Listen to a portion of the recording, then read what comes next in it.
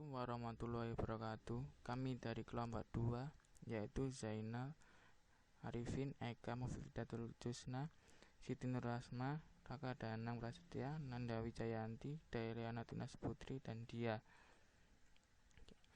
Pertama yaitu hadron. Hadron dari bahasa Yunani yaitu hadros, kokoh atau tebal. Dalam ilmu fisika partikel adalah sebuah partikel yang terbuat dari beberapa quark yang diikat bersama-sama oleh suatu gaya yang kuat yang mirip dengan gaya elektromagnetik yang mengikat atom dan molekul-molekul. Hadron dapat dikategorikan menjadi dua kelompok, yaitu baryon, yaitu proton dan neutron yang terdiri dari 3 quark, dan meson, yaitu pion yang terdiri dari 1 quark dan 1 antiquark.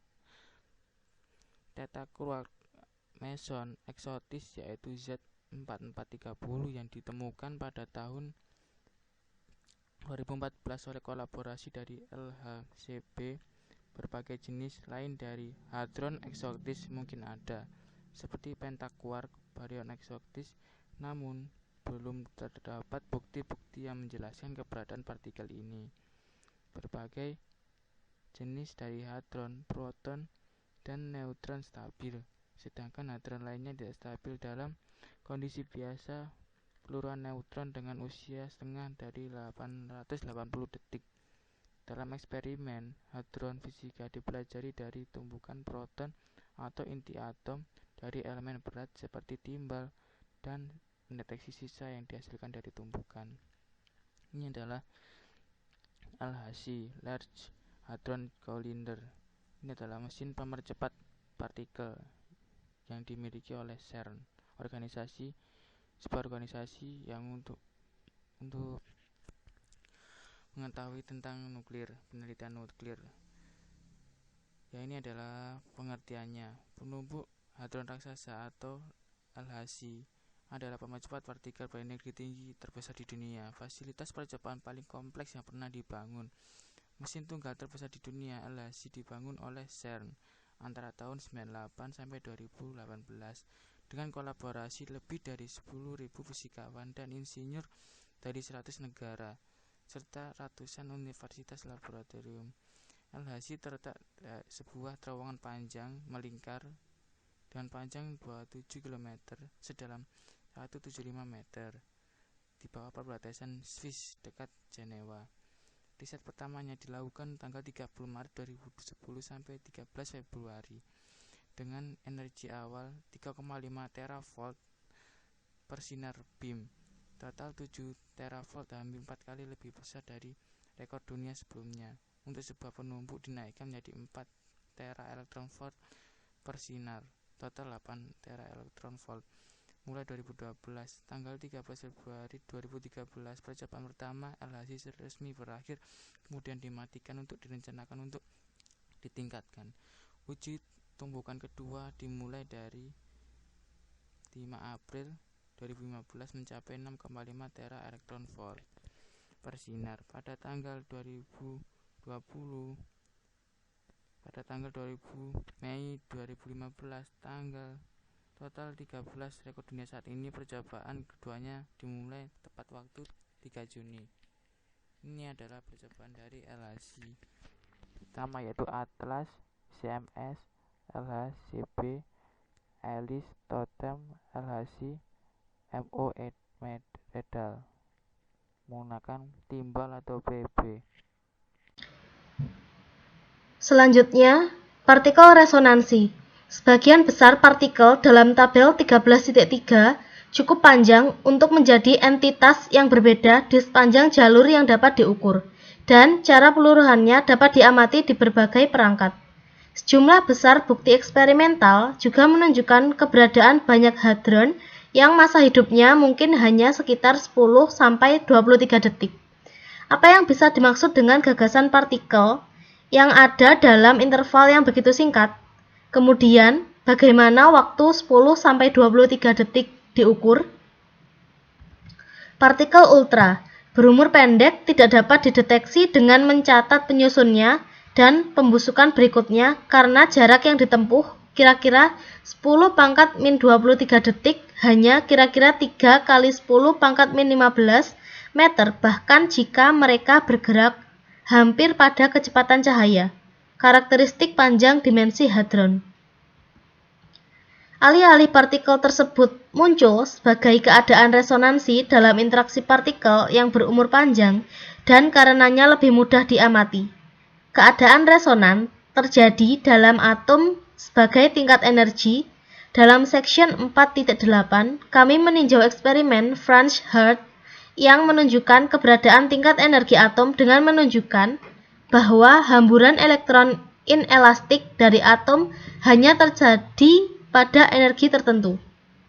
Atom dalam keadaan tereksitasi tertentu tidak sama dengan atom dalam keadaan dasarnya atau dalam keadaan tereksitasi lainnya. Namun, atom tereksitasi seperti itu tidak dibicarakan seolah-olah itu adalah anggota spesies khusus hanya karena interaksi elektromagnetik yang timbul keadaan tereksitasi dipahami dengan baik.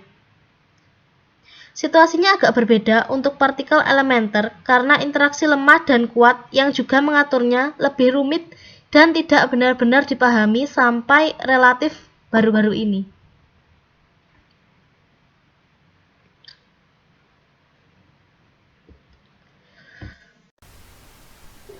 Percobaan resonansi dalam partikel elementer dilakukan dengan pemboman proton oleh energi meson P+. Reaksi tertentu, misalnya reaksi P+ ditambah P menjadi P+ ditambah P ditambah P+ ditambah P- ditambah P0. Efek interaksi P+ dan proton adalah penciptaan 3 pion baru, di mana meson-meson baru memiliki energi total yang terdiri dari energi diam ditambah dengan energi kinetik yang relatif terhadap pusat massa. Jika jumlah dari peristiwa yang telah diamati dengan energi total dari meson baru diplotkan dalam grafik, maka akan dihasilkan grafik seperti gambar 13.4, yang mana jelas ada kecenderungan kuat untuk total energi meson menjadi 783 MeV dan kecenderungan agak lemah. Kecenderungan agak lemah itu dari 549 MeV. Dapat dikatakan bahwa pada reaksi tersebut menunjukkan resonansi pada 549 dan 783 MeV, yang mana reaksi ini berlangsung melalui penciptaan partikel antara partikel bermassa 549 MeV per C kuadrat dengan partikel yang bermassa 783 MeV per C kuadrat. Dari gambar tersebut dapat diperkirakan bahwa massa rata-rata antara partikel yang tidak bermuatan masing-masing adalah eta dan omega.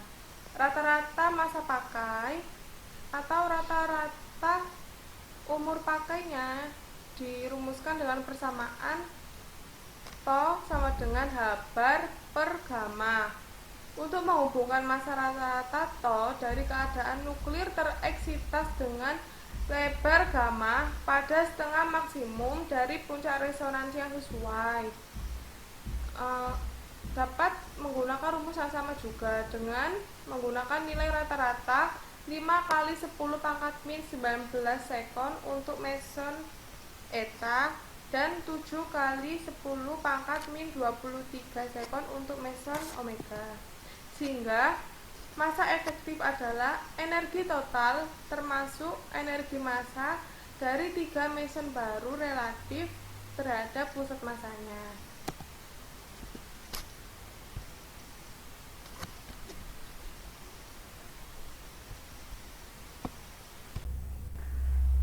Baik, selanjutnya saya akan menjelaskan mengenai bilangan kuantum partikel elementer.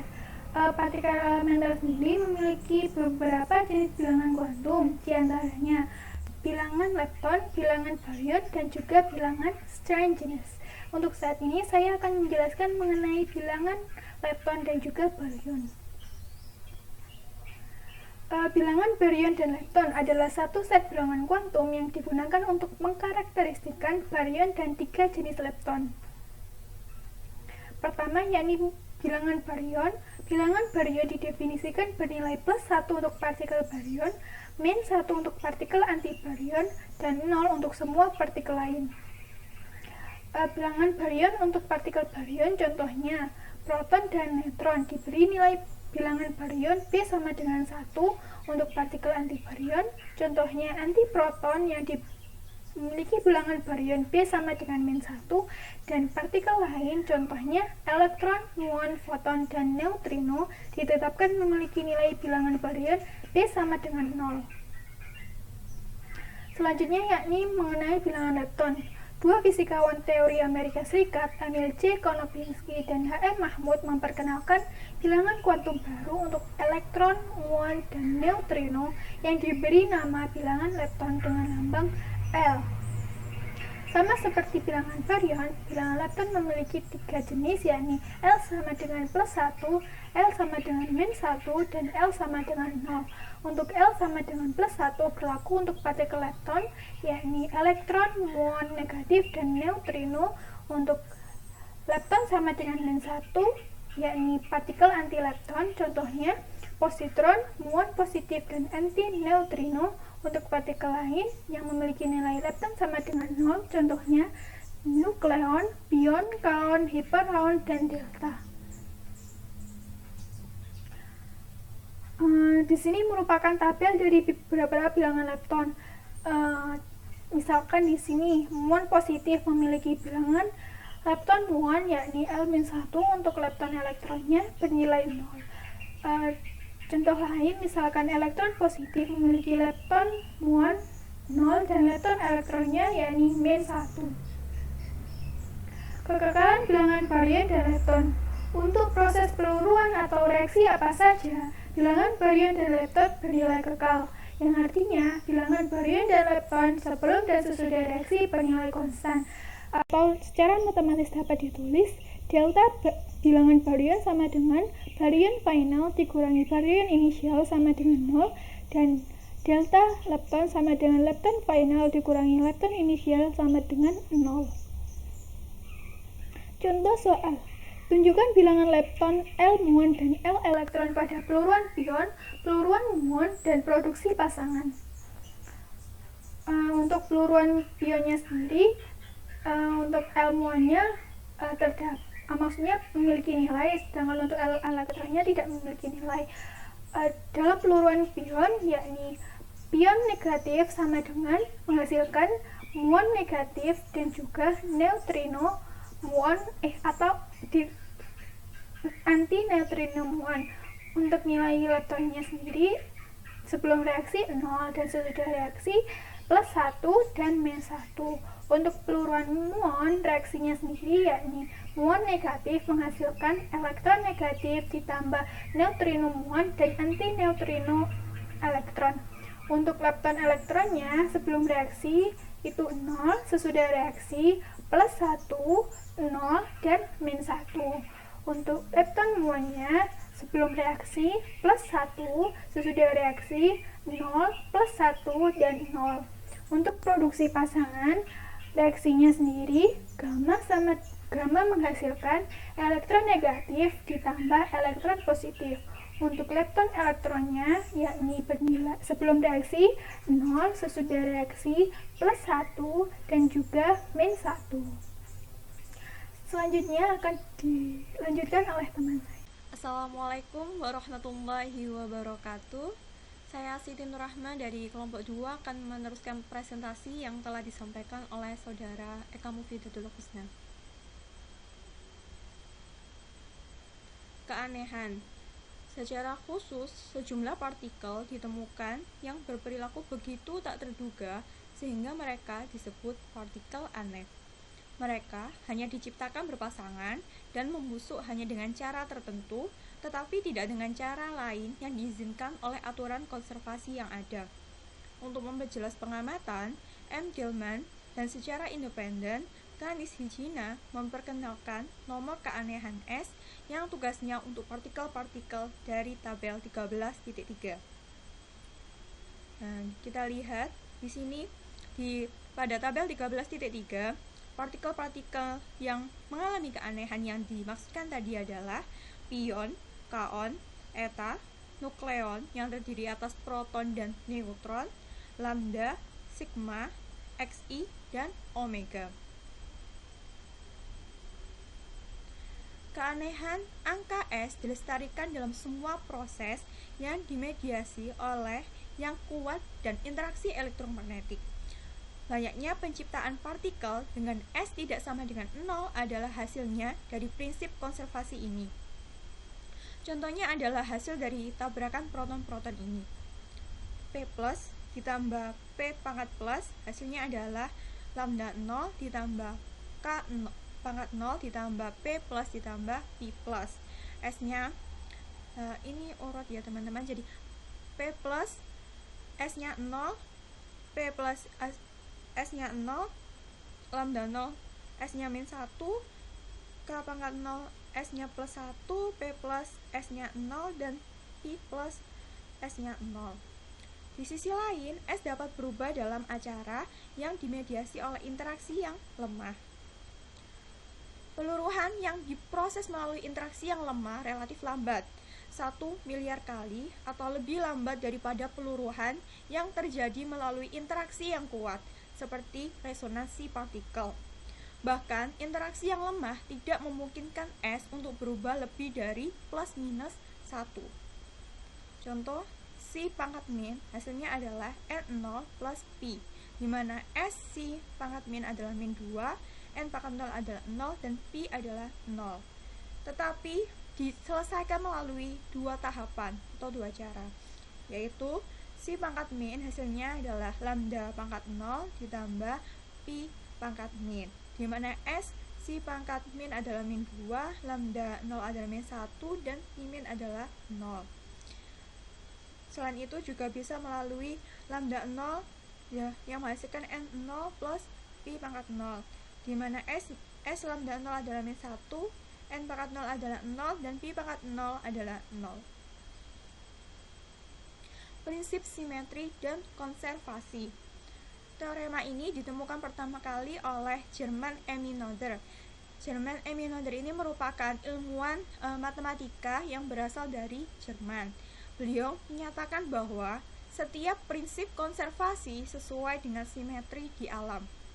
Secara umum, simetri jenis tertentu ada ketika operasi tertentu meninggalkan sesuatu yang tidak berubah. Sebuah lilin simetris tentang sumbu vertikal karena dapat diputar tentang sumbu itu tanpa mengubah penampilan atau fitur lainnya. Itu juga simetris sehubungan dengan refleksi cermin. Noether menunjukkan bahwa invarian deskripsi alam untuk terjemahan dalam ruang memiliki sebagai konsekuensi dari konservasi momentum linier. Operasi simetri sederhana lainnya adalah terjemahan dalam waktu, yang berarti bahwa hukum fisika tidak bergantung pada ketika kita memilih T sama dengan 0, dan invarian ini memiliki konsekuensi konservasi energi. Konservasi muatan listrik terkait dengan transformasi ukuran yang merupakan pergeseran dalam nol potensi skalar dan vektor elektromagnetik V dan A sebagaimana diuraikan dalam teori elektromagnetik medan elektromagnetik dapat dijelaskan dalam hal potensi V dan A, bukannya dalam hal E dan B, di mana kedua deskripsi terkait oleh vektor rumus kalkulus, yakni E sama dengan min del V dan B sama dengan del cross A. Transformasi pengukuran membiarkan E dan B tidak terpengaruh, karena yang terakhir diperoleh dengan membedakan potensi, dan invarian ini mengarah ke biaya konservasi. Pertukaran partikel identik dalam suatu sistem adalah jenis operasi simetri yang mengarah untuk pelestarian karakter fungsi gelombang suatu sistem. Fungsi gelombang mungkin simetris di bawah pertukaran semacam itu, di mana partikel tidak mematuhi prinsip eksklusi dan sistem mengikuti statistik Bose-Einstein, atau mungkin antisimetris. Dalam hal ini, partikel mematuhi prinsip pengecualian dan sistem mengikuti statistik Fermi-Dirac.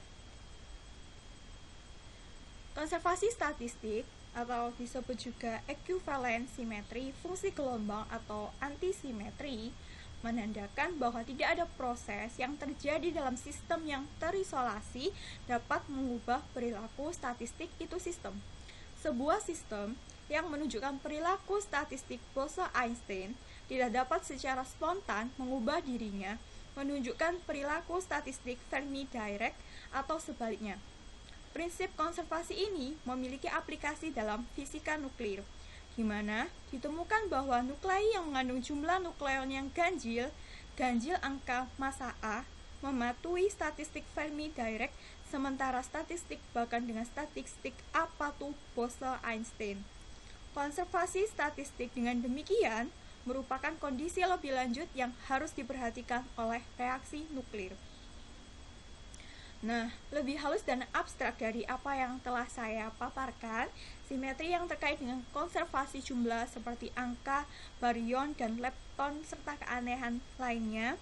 Simetri ini penting dalam pemikiran yang mengarah pada teori partikel elementer pada saat ini, khususnya model quark dari hadron. Sekian yang dapat saya sampaikan, kurang lebihnya saya mohon maaf yang sebesar-besarnya. Untuk selanjutnya akan disampaikan oleh teman saya, Muhammad Zainal Arifin. Terima kasih. Wassalamualaikum warahmatullahi wabarakatuh. Konservasi muatan listrik itu terkait dengan transformasi pengukur, yang merupakan pergeseran dalam nol dari skalar dan vektor potensial elektromagnetik V dan A. Seperti dalam teori elektromagnetik, di mana medan elektromagnetik itu dapat dijelaskan dalam hal potensi V dan A, alih-alih dalam hal E dan B, di mana dua deskripsi terkait oleh rumus kalkulus vektor E sama dengan min del V dan B sama dengan del cross A. Transformasi pengukur biarkan E dan B tidak berpengaruh karena yang terakhir diperoleh dengan membedakan potensi dan invarian ini mengarah pada biaya konservasi. Kemudian, pertukaran partikel identik dalam suatu sistem, yaitu jenis operasi simetri yang mengarah pada pelestarian karakter fungsi gelombang suatu sistem. Jadi, fungsi gelombang itu ada dua kemungkinan. Yang pertama itu, fungsi gelombang mungkin simetris di bawah pertukaran. Jadi,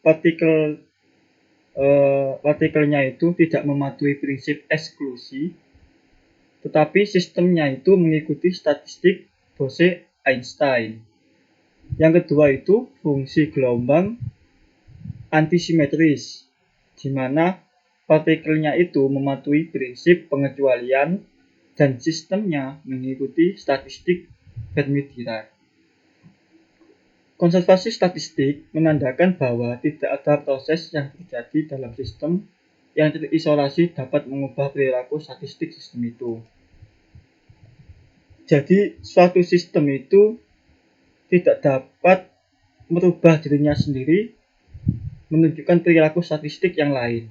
Jadi, misalnya, dalam perilaku statistik Bose-Einstein itu tidak dapat dengan spontan mengubah dirinya sendiri menjadi perilaku statistik Fermi-Dirac. Begitupun juga perilaku statistik Fermi-Dirac itu tidak dapat merubah dirinya sendiri menjadi perilaku statistik Bose-Einstein. Prinsip konservasi ini memiliki aplikasi dalam fisika nuklir, di mana ditemukannya inti yang berisi jumlah ganjil nukleon atau bilangan ganjil A yang mematuhi statistik Fermi-Dirac. Sementara yang bahkan dengan statistik A patuh pada Bose-Einstein. Konservasi statistik dengan demikian merupakan kondisi yang lebih lanjut yang harus diperhatikan oleh reaksi nuklir. Jadi lebih halus dan abstraknya itu adalah simetri yang terkait dengan konservasi jumlah seperti angka, baryon, dan lepton, dan juga keanehan. Gejala-gejala ini penting dalam pemikiran yang mengarah pada teori partikel elementer saat ini, khususnya pada model Quark-Hadron. Kemudian jalan brosur 8. Dalam tabel 13.3 yang tabel ini itu dijelaskan bahwasanya ada keluarga hadron yang anggotanya itu memiliki massa yang sama tetapi memiliki tujuan yang berbeda. Nah, keluarga ini itu disebut dengan multiplets. Dan setiap anggotanya itu memiliki muatan yang berbeda tetapi dari satu entitas fundamental tunggal. Kemudian, suatu sistem itu klasifikasi untuk hadron itu disebut dengan 8 kali lipat. Jadi, sistem klasifikasi hadron itu biasanya disebut dengan 8 kali lipat yang diusulkan secara independen oleh Murray Gell-Mann dan juga Yuval Ne'eman yang mencakup banyak partikel resonansi berumur pendek serta hadron yang relatif stabil sesuai dengan tabel 13.3. Skema ini mengumpulkan multiplet ke dalam supermultiplet yang anggotanya itu memiliki putaran yang sama akan tetapi memiliki muatan dan keanehan yang berbeda. Nah, dari dua gambar ini, gambar 13.5 dan juga gambar 13.6, ini merupakan gambar dua supermultiplet yang terdiri dari spin setengah baryon, itu gambar 13.5, dan juga spin 0 meson, sesuai gambar 13.6. Nah, semuanya itu stabil terhadap pembusukan oleh interaksi yang kuat. Jadi nilai spin dari baryon dan spin meson itu tadi juga sudah terdapat dalam tabel 13.3, di mana di sini tertera bahwasanya spin dari meson itu 0 dan juga baryon itu setengah. Gambar ruang bumi hidrogen cair ini menunjukkan bahwa produksi Omen baryon berinteraksi dengan gamma meson bergerak dari bawah ke atas. Proton yang bersama dengan peluruhan dari Omen menjadi Xi baryon dan Pimen meson. Sketsa tersebut menunjukkan keidealan partikel muatan yang disebabkan jalur masing-masing. Selanjutnya, gambar 13.7 terdiri dari spin baryon, kecuali untuk N negatif yang mana partikel resonansi N negatif tidak diketahui ketika supermultiplet ini berhasil, dan penemuannya kemudian dikonfirmasi melalui validitas metode klasifikasi ini. Semua anggota supermultiplet akan sama jika tidak ada interaksi yang berlangsung. Yang bertanggung jawab atas perbedaan yang